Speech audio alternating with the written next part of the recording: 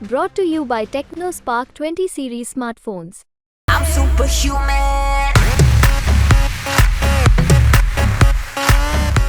लोगों से पता चला कि शहजादा, तो हम तो कहेंगे वो पीरजादे हैं। मिथिला की धरती काम की बात सुनना चाहते हैं, ना कि बेकार की बात। मिथिला की धरती पर आज मिथिला की धरती काम की बात सुनना चाहते हैं, ना कि बेकार की बात। मिथिला की धरती पर आज मंगलसूत्र भैंस ले जाएगा, ये ले जाएगा, वो ले जाएगा। कल को आएंगे कहेंगे कि तुम्हारा शर्ट का बटन ले जाएगा, तुम्हारा आधा कमीज खींच। प्रधानमंत्री नरेंद्र मोदी ने पूरे देश में दो लोगों को शहजादे कहा, जिसमें से एक हमारे साथ बैठे हुए प्रतिपक्ष के नेता बिहार के पूर्व उप मुख्यमंत्री तेजस्वी यादव भी हैं। तेजस्वी जी क्या कहेंगे? एक तो राहुल गांधी को उन्होंने कहा कि शहजादे हैं, पटना में आप बैठे हुए। नहीं, हमने सुना तो नहीं, हम खुद ही अपने चुनावी कार्यक्रम में व्यस्त थे। बट लोगों से पता चला कि शहजादा कह कर के उन्होंने बताया है, तो हम तो कहेंगे वो पीरजादे हैं। पीरजादे मतलब बुज़ुर्ग होते हैं, तो कुछ भी कहें, बड़े हैं, बुज़ुर्ग हैं, कुछ भी कहने का अधिकार है उनको। लेकिन दरभंगा आए तो ज़रा जा कर के एम्स देख लेना चाहिए था जो बनवाए थे। वो तो गए नहीं वहाँ एम्स, जाना चाहिए था, या इसके बारे में जिक्र करनी चाहिए थी। जिक्र किया उन्होंने, कहा कि अड़चन शोभन वाला जो हम लोग ज़मीन दिए, उसमें तो पहले भारत सरकार मना कर दिया था। डिले विलम्ब का कारण क्या है? भाई कब से स्वीकृत थे दरभंगा में, और किन की राज्य में सरकार नहीं? वो तो हम आए 17 महीने में, स्वास्थ्य मंत्री हम थे, और डीएमसीएच हम लोगों का धरोहर रहा है। पीएमसीएच के बाद उसका महत्व बहुत ज़्यादा है। तो हम लोगों को लगा कि डीएमसीएच को खुद हम डेवलप करेंगे, और लैंड हम लोगों को जो देना होगा, मिट्टी भी भराई करनी होगी, और अच्छे लोकेशन पे देंगे ताकि दरभंगा का भी विस्तार हो सके। तो हम लोगों ने दिया, लेकिन उससे पहले ही प्रधानमंत्री जी ने कहीं बोल दिया था कि भाई एम्स तो बन चुका है। अब एम्स के लोग डेली आकर के शोभन घूमते के जाते हैं, एम्स उनको मिल ही नहीं रहा है कहाँ। खैर जो भी बात हो, ये मिथिला की धरती है। झंझारपुर, दरभंगा, मधुबनी, लगातार तीनों एनडीए के सांसद हैं। 15 सालों से इनके सांसद, राज्य में इनका सरकार, केंद्र में इनका सरकार। क्या हुआ इस जगह पे? तो ये मिथिला की धरती प्रबुद्ध लोगों की धरती है, बुद्धिजीवियों की धरती है। और यहाँ प्रधानमंत्री जी अगर आकर के इधर उधर की बात करेंगे, और यहाँ मिथिला के लोग सदियों से जमुना और गंगा जो तहजीब है, इस धारा पे रहे हैं। संजोग आज ये है, ये मिथिला की धरती काम की बात सुनना चाहते हैं, ना कि बेकार की बात। मिथिला की धरती पर आज आप भी थे, प्रधानमंत्री भी आए, तो ये बताइए कि एम्स का मामला जो है इस चुनाव में दरभंगा में खासतौर पर कितना बड़ा मुद्दा है? देखिए, मुद्दा तो यही है ना, और होना भी चाहिए, काम की बात होनी चाहिए। हम शुरू से कहते हैं पढ़ाई, दवाई, कमाई, सिंचाई की बात होनी चाहिए, गरीबी, बेरोजगारी, महंगाई पे बात होनी चाहिए।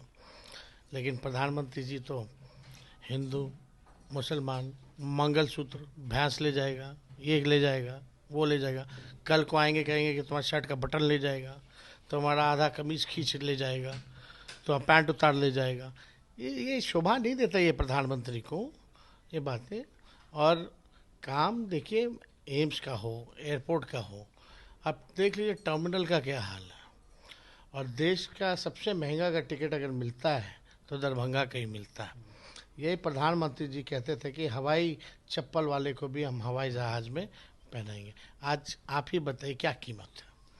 बहुत कीमत तो है, लेकिन एक सवाल ये भी है कि आरक्षण को लेकर इस चुनाव में फिर से मैं देख रहा हूँ कि काफ़ी बड़ा मुद्दा बनता जा रहा है। प्रधानमंत्री ने भी कहा कि मेरे जीते जी आरक्षण को, ओबीसी या एसटी एससी का आरक्षण कोई उसको हर नहीं सकता, कोई खत्म नहीं कर सकता मेरे जीते। इस प्रकार की बात प्रधानमंत्री जी इतना झूठ बोलते हैं कि गोबर को हलवा बना देते हैं। भाई, इनके नेता, कई जगह आपने भी बयान सुना होगा, संविधान को खत्म करने की बात कर रहे हैं। जब संविधान ही खत्म हो जाएगा तो आरक्षण समाप्त हो जाएगा। और मोदी जी रेल, सेल, भेल, एलआईसी, एयरपोर्ट, हर चीज़ तो आपने निजीकरण कर दिया। तो जब आपने हर चीज संस्थानों को ही निजीकरण कर दिया, जहाँ सबसे ज्यादा सरकारी नौकरियां मिलती थी, तो आरक्षण तो ऐसे ही खत्म हो गया। आपने छीनी आरक्षण। आप ही बताइए, तो ये प्रधानमंत्री जी के कथनी और करनी में भारी अंतर है। हम ही लोगों ने 17 महीने में आरक्षण की सीमा 75% की। 2020 में हमने कहा था कि तमिलनाडु के तर्ज पे करेंगे। प्रधानमंत्री जी, हम लोगों ने बिहार सरकार में आरक्षण की सीमा को बढ़ाया और आपको कैबिनेट से प्रस्ताव भेजा था कि इसको शेड्यूल 9 में कर देने का। क्यों नहीं आपने शेड्यूल 9 में किया अब तक? और उसका हम लोगों ने चिट्ठी भी भेजा था, उसका कोई जवाब भी नहीं दिया। और यानी आप नहीं चाहते आरक्षण हो, आप दिखाते कुछ है, करते कुछ है। तो 10 साल में भाजपा के लोगों को बिहार के लोग जो है अच्छे से पहचान गए और इनका हवा टाइट है। और बीजेपी के लोग पूरे लोग डिप्रेशन में हैं। चुनाव से पहले बहुत उछल कूद हो रहा था। हमने कहा था अब थर्ड फेज का चुनाव होने वाला है, हम परसों। कह रहे हैं, हम क्या शुरू क्या, से क्या देख रहे हैं, मतलब सीन क्या है? हम शुरू से ही कहते रहे हैं कि बिहार जो है चौंकाने वाला रिजल्ट देगा। अब मूड क्या है बिहार का? लोग यही गाना गा रहे, वादा तेरा वादा, वादा तेरा वादा, तेरे वादे ने देश को मारा। यही है देश, मारा गया हाँ, सीधा साधा। बस देश का बंदा सीधा साधा मारा गया तेरे वादे पे। यही है मूड। एक सवाल और बनता है,